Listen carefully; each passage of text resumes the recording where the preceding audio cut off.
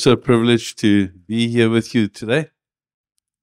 Wonderful to be back after many months. Always feel at home when I walk into those back doors. This is home. Thank you for receiving me as your brother, not only as a visitor. Marius asked me to do a 2-week series on finances. Moment when I say that. Half of you wants to run away. Over years, there has been so much abuse and so much manipulation when it comes to the topic of finances. And I do hope you will be back to next week.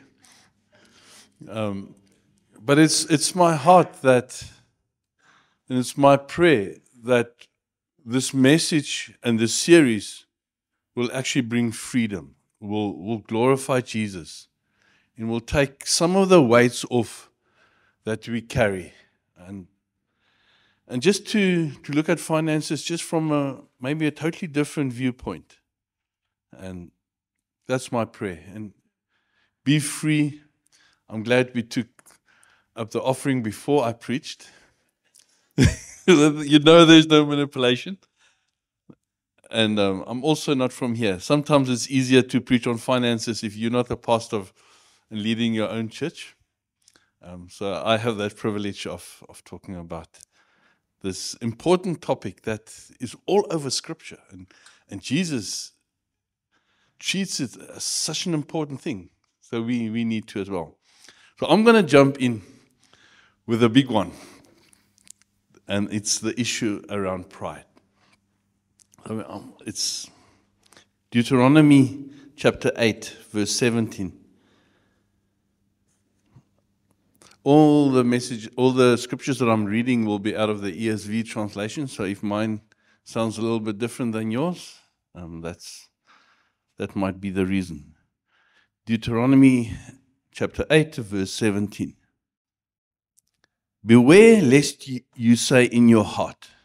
So this is the warning. Do not say the following in your heart. My power and the might of my hand has gotten me this wealth.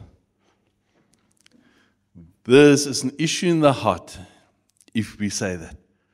Look at what we have. Look at what I've done. Look at back over years.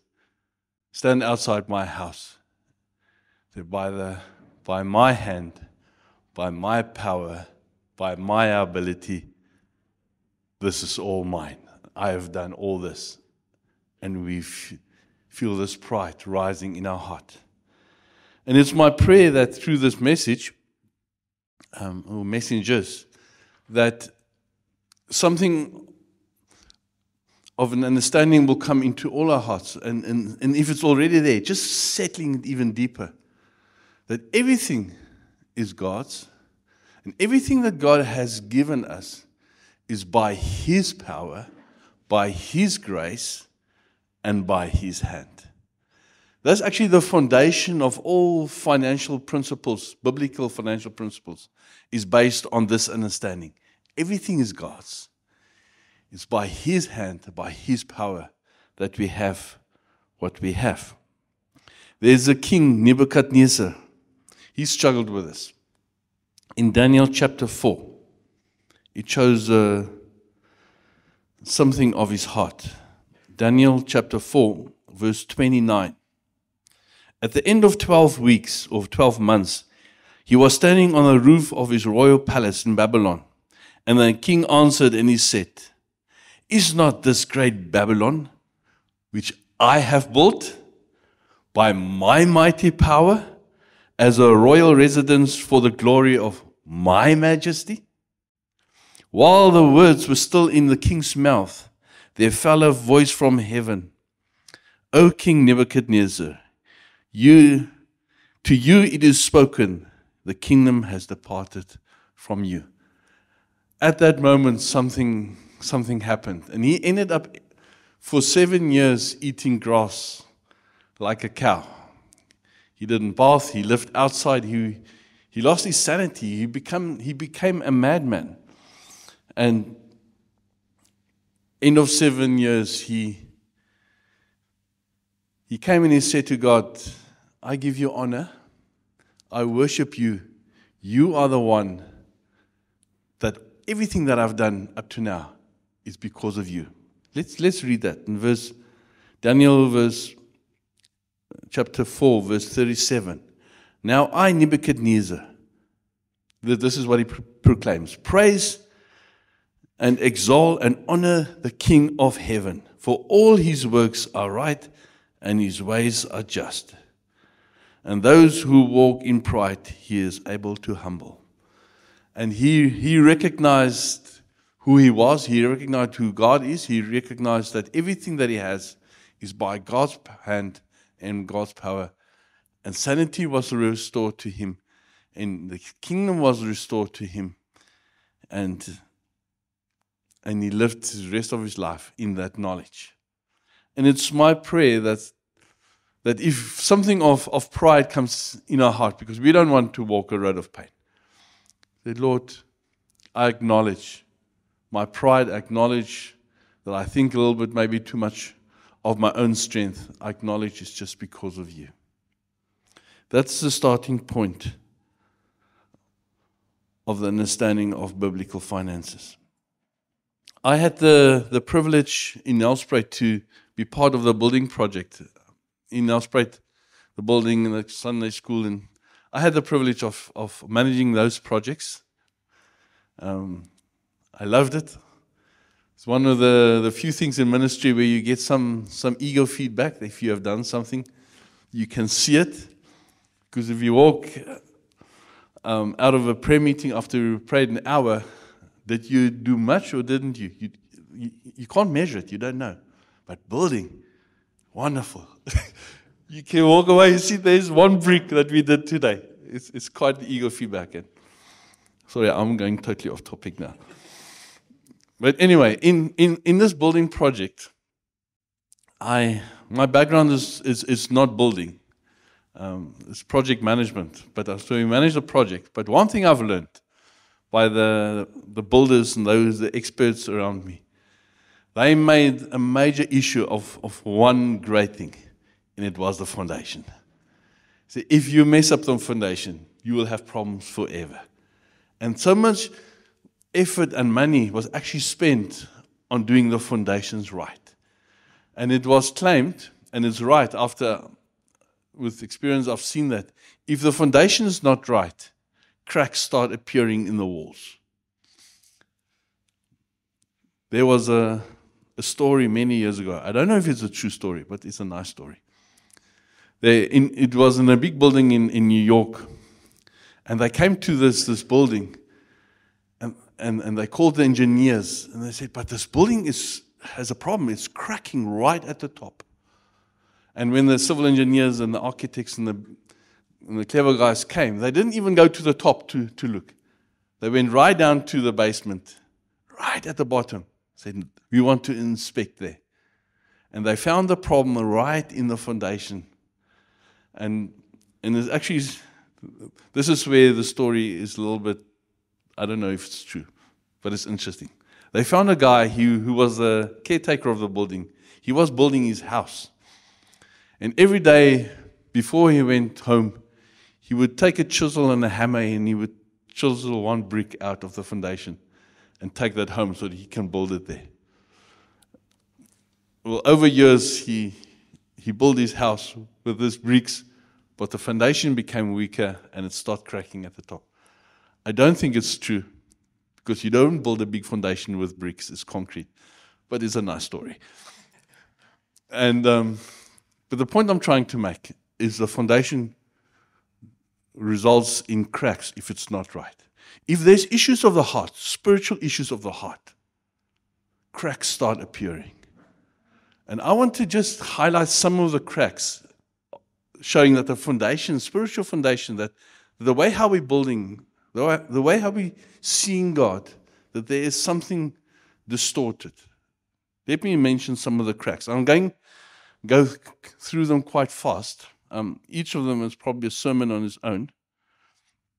But the first crack that shows a heart problem is showing a problem that we say it's everything is mine, is by my power and by my hand. So that's the issue of the heart. This is the first crack, and the crack is called anxiety, fear. If you struggle with anxiety, then there's something wrong in your understanding of who God is and how you view your finances. A few weeks ago, I had some alone time, too much time to think. And I'm turning 60 this year, and I was thinking of the future. And it's this fear that gripped me, and I said, but what about my future? What about my children? Who will look after them if something happens to me? Have I everything in place? So this anxiousness gripped me. And it took a little bit time to work through it. But what God showed me is that there's a crack. The problem is not with me, the problem is with you. So I had to address this crack. And it's actually lack of faith. And in Matthew 6, I'm not going to read it all, but from Matthew 6, from verse 25 to about 31, it refers to the birds of the air and the lilies and say, why worry? Why worry? The birds have food. The lilies of the fields have clothes to wear. You are so much more important than the birds and the lilies of the field. Why worry? Why are you anxious? Why are you full of fear? God will take care of you. Maybe that's where you are. It's a crack. Another crack, and this is a big one also, is a crack of compromise and disobedience when it comes to finances.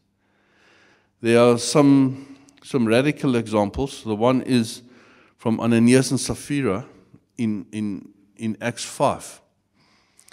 The Holy Spirit said to them, give this land. And they said, yes, we will give. And then they ended up holding back some of it in disobedience to God and the commitment they made to God. And they lied to the Holy Spirit, and they lied to God, and they compromised on what God said. In our viewpoint, Ananias and Sapphira would have been heroes in the church. They sold their land and gave it to the church. Heroes. But they sold their land and held some back. And they ended up losing their life. Then there was Achan in Joshua chapter 7. When they went into the city of Jericho, conquered Jericho, God said to them, everything needs to be destroyed. Everything, everything, everything. Don't take gold, don't take silver, take nothing. And Achan actually went and he took some and he hid something under his tent. And the result of that was also disastrous for the nation and not only for him. They lost the war. Right after that, they actually lost the war, the impact of that, because he was disobedient to God. And when I was thinking about this, I was wondering how many times have God spoken to me around finances? And I said, yes, Lord, tomorrow, Lord. And I keep on, the next day, I don't actually obey what God is saying to me. We treat it as a small thing because it's my money. It's not God's, mine. There's another crack, and this is the crack of hoarding and greed. The two go hand in hand. Greed means that you're never satisfied with what you have. Never satisfied. Car's never good enough. House is never big enough. The cell phone is not new enough. Always you have this desire to have more and more. And it comes down to the one who you love. Matthew 6 verse 24. No one can serve two masters, for either you will hate the one and love the other, or you will be devoted to the one and despise the other. You cannot serve God and mammon. We need to choose who we will serve. I'm speaking heavy things this morning. Finances is issues of the heart. Actually, summarizing, I'm jumping now right ahead, I'll get back. The issue at heart is your heart. God actually doesn't want your money. God wants all of us. So if we struggle with money, we struggle with an issue of the heart. Money is not evil. To be rich is not bad. Money is not evil, but it's the one who you love. We need to see finances, money, and things as objects that will serve the one who we love. That's our worship this morning, the one who we love. And everything that we have is to worship Him. Let's go to another crack that shows there's an issue. And it's the crack of a lack of compassion and mercy. There's an example in Luke 16 about the rich man. Jesus spoke this parable about the rich man and the poor man Lazarus. Lazarus begged at the rich man's gate, but the rich man did not see him. The rich man doesn't care. How much compassion do we have for the poor? When someone struggles and we see that, what's actually happening in our heart? Is there a coldness or is there compassion? Another crack, and I need to hurry up a little bit. The next crack is a crack of comparison. This is a big one. We compare ourselves. How do we treat people who are well off, who are rich, compared to the man who is poor? In church, do we treat the one who is rich with more honor than the one who is poor? Does a poor man need to sit at the back and the rich man sit in front? It's not here, but I've seen this in churches. It's terrible. I've seen this. How do we compare? Do we judge people based on what we see on the outside? If we go into, I have the privilege of working to Mozambique into very poor communities, and I take teams with me, and I've seen this is a struggle that we have.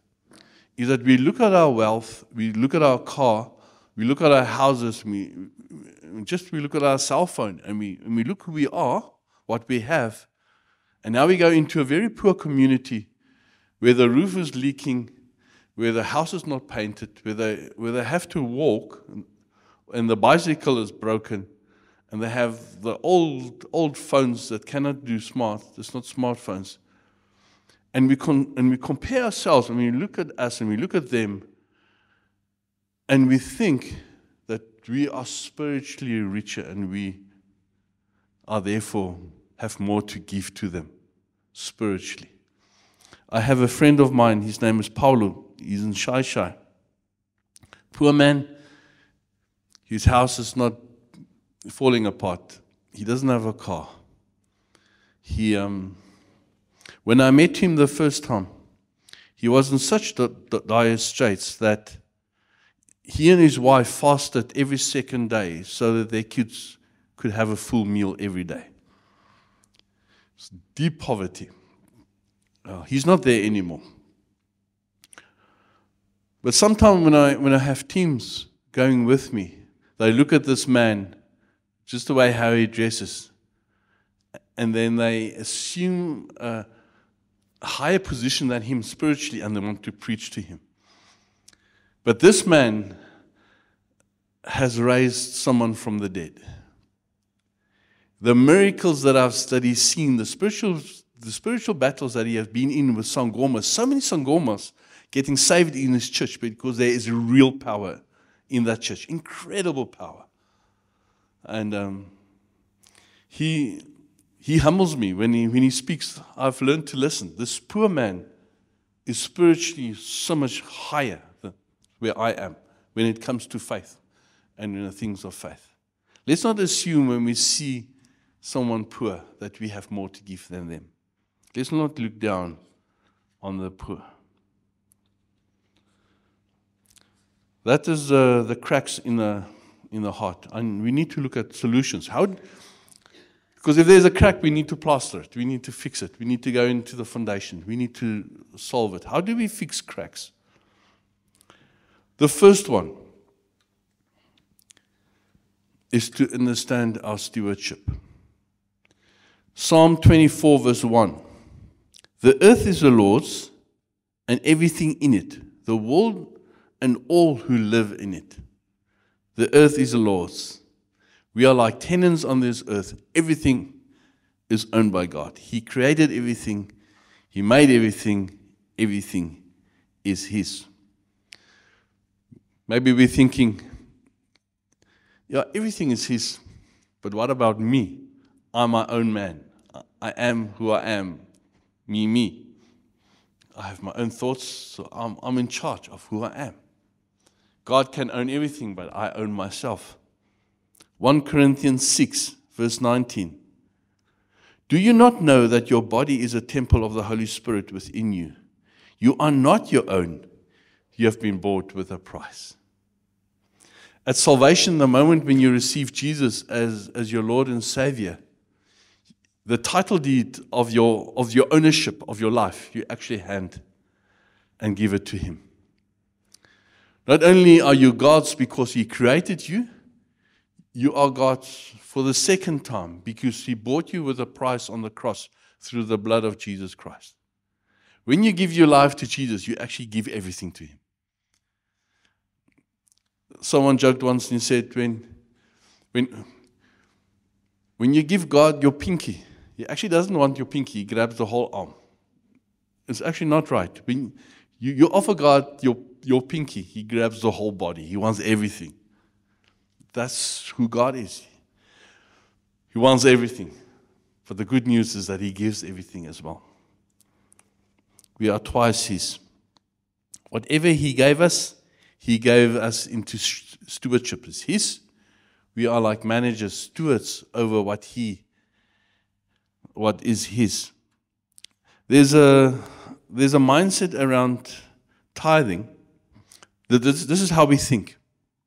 This is how I thought. Let me not put you into my thoughts. It's me.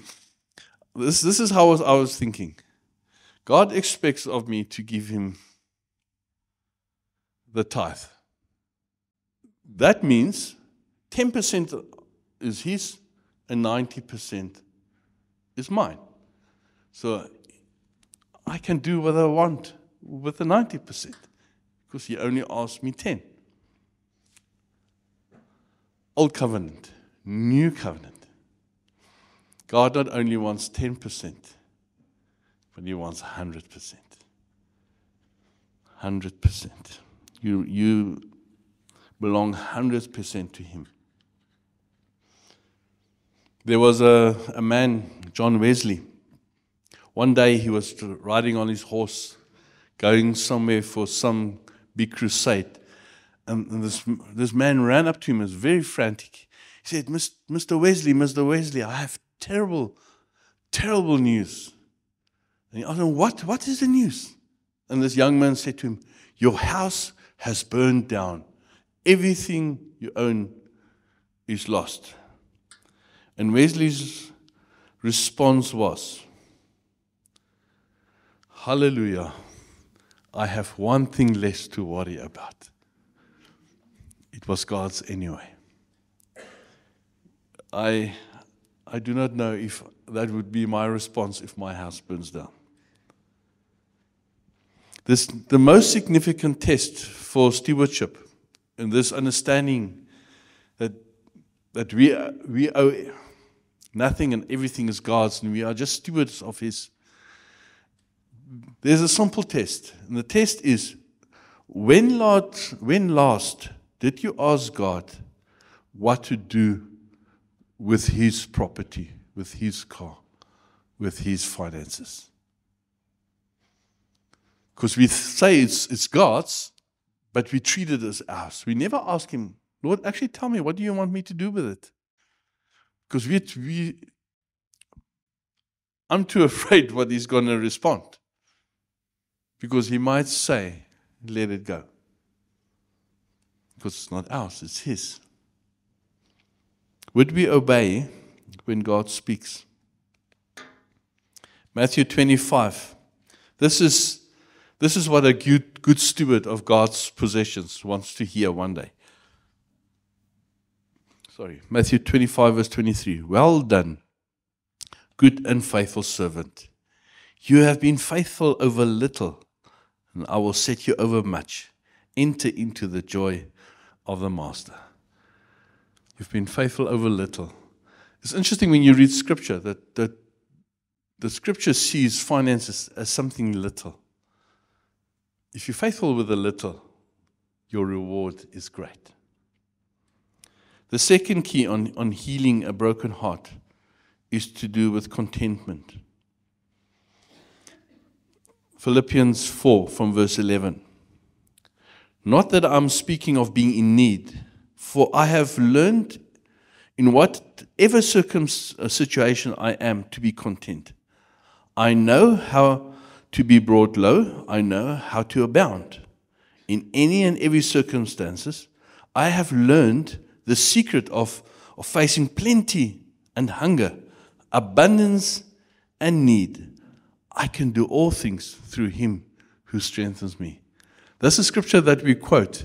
I can do all things through him who strengthens me. But it's in the context of being content by having much, by having little, by having abundance, by being in need. I can do all things. I can do the abundance. I can do the little through him who strengthens me. And the key is contentment. The key is contentment. There's a promise, if you continue with Philippians 4, verse 19 says, and my God will supply every need of yours according to his riches in glory in Christ Jesus. He will supply every need. So that's the foundation of our contentment. If we have much or we have lack, to be content knowing God will supply all our needs. God will take care of us. We are more important than the lilies in the fields and the bird in the sky. He will take care of you. Irrespective. Now I'm making a bold statement that might offend some. Even if you don't tithe, God will take care of you. God will take care of you. Even if there's cracks in your heart, God will take care of you. But contentment gives us the power to go through all things. And we need contentment. Hebrews 13 verse 5.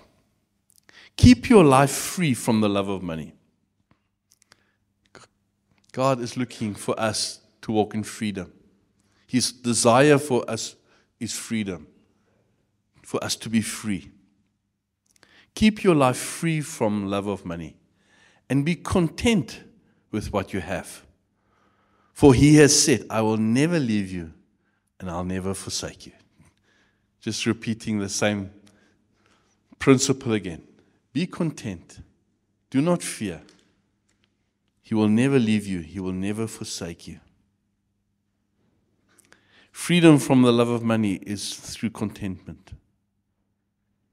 And knowing that God will never leave us.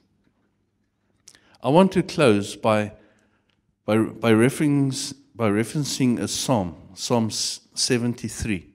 Psalm 73 is like a summary of this issue around contentment. I just want to highlight some verses from Psalm 73. Let's read from verse 2. But as for me, my feet has almost stumbled. My steps have nearly slipped. So he said, I nearly fell. I struggled with this thing. This temptation was in front of me. I nearly lost the battle. And this is the battle. Verse 3. For I was envious of the arrogant when I saw the prosperity of the wicked.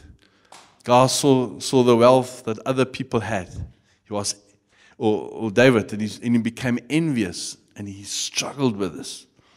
And then I'm just going to do it just to run along. From verse 4 to verse 15, in that psalm, he expresses his frustration with, he is poor, he struggles, but the wicked have it so well, and everyone is so rich. And why must he struggle? Why the others have it so easy? Verse 16. And when I thought how to understand this, so he was thinking of all this issue, this discontentment. He said, it seems to me a wearisome task. So he was struggling. This was such a heaviness on his shoulders. That he is struggling and everyone else is rich. Why haven't they so easy? Why should the righteous struggle? Verse 17. Until I went into the sanctuary of God, then I discerned the end. Here's the key. He went into the sanctuary of God. He went to the presence of God. He opened his eyes and God showed him something. Verse 21. This is what he saw. When my soul was embittered, when I was pricked in heart, I was brutish and ignorant. I was like a beast towards you. God showed him, but this is who you are. And it ended up in repentance. Lord, so sorry for the cracks in my heart. So sorry for being envious and having bitterness in my heart towards you because I'm struggling. And I've seen it in my own heart. I've seen it in so many Christians that they struggle with this. They're angry with God because their business has failed or something has gone wrong. And they have this envy. Why do the wicked have it so easy? And they struggle with God. And they had to repent of that thought. And the solution was coming into God's presence. Verse 23. Nevertheless, I am continually with you. You hold my right hand. Doesn't matter where you're going through. God is with me. He will never leave me. He will never forsake me. You guide me with your counsel. God will take you through whatever situation you might be. And afterwards, you will receive me to glory. This is the point I want to close with. Whom have I in heaven but you? And there is nothing on earth that I desire besides you. My flesh and my heart might fail, but God is my strength of my heart and of my portion forever. He looks at eternity and he understands that what we are going through now, God will take us through. He's with us. He will help us. But in eternity, there's a reward waiting for us if we pass the test. If we walk the walk and we continue to hold on to Him, there's an incredible reward in eternity. And that reward, that eternity that awaits us, helps us to be content where we are now. God will look after you. God will take care of you. God will not fail you. He will never leave you. He will walk with you. Doesn't matter what situation you are in. If you keep on walking, there's glory waiting for you for eternity in heaven. This life that we're living here on earth, this is not the life. This is the testing ground for the life that we will have one day. This is writing exams for future. This is not the reward of the exam. We're still writing exam. And finances is one of the exams that we need to pass.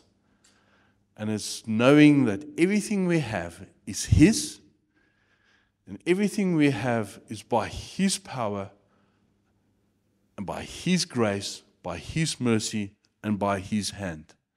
And if I have lack, or if I have plenty, everything is His. He will walk with me. He will never leave me. He will never forsake me. God is faithful right to the end. This is the hard issues. Next week, we're talking about practical issues. Can I pray? We mentioned earlier that everything is the Lord's, and everything we own, everything we see is His. But some of us have not given the title deeds of our lives yet. If there's anyone here this morning that says, but I actually haven't given my life to Jesus Christ. I hear about finances, but it's actually not about finances. It's actually about my heart. Is there anyone who would like to say, but today I'm ready to give everything to Jesus. I want to give my heart to Him. Maybe you've walked away for a long time and you're coming back today. So, Lord, I'm coming back. I'm renewing my commitment of the title deeds that's yours. Maybe while everyone's heads is bowed, if that is you, maybe look me in the eye and say, it's me. Just give me a wave that I can know I need to pray with you. I'm not going to embarrass you. Thank you. I saw that hand. Is there anyone else? If that's you and you're still considering if you want to join this prayer, just give you a moment. John 1 verse 12 gives an incredible promise. It says that everyone who has received Him, everyone who has believed on His name, He gave the right to be called children of God. You need to believe, you need to receive, and we give ourselves to Him, and we become children of God. I'm just going to do that in a prayer. Just join me softly as you pray with me.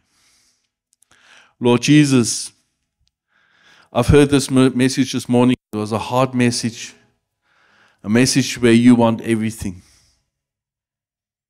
Lord, here we are. Lord, I'm ready to give my life to you. Lord, I made a mess of my life up to now. I ask that you would wash me, take away all my sin, wash me clean.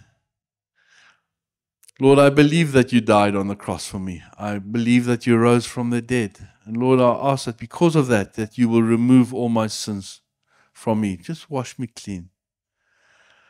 Lord, and I give you my title deeds of my life to you. Lord, I ask that you would come into my life as my master, as my king, as the one who owns everything. I give it with joy to you, knowing that you are a good king, a good master. I pray that in the name of Jesus. If you pray that in faith, you can have the confidence that you're a child of God. The past has been washed away. You are God's. Not only are you God's, but He is yours. He is yours.